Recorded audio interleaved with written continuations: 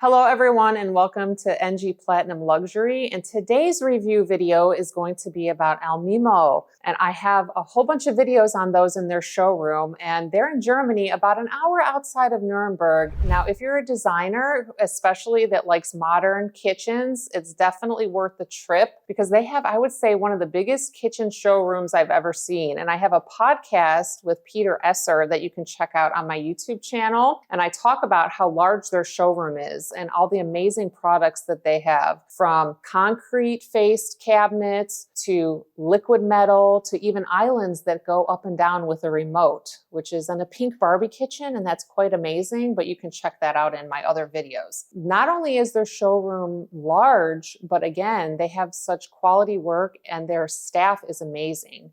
Peter was so welcoming. And like I said, I sat down with him and we went into detail about their company. I think they're an amazing company and definitely worth the trip if you're a designer looking for something different. So that's all I have to say about Allmilmoe. Until then, keep designing your life and I'll see you in the next one.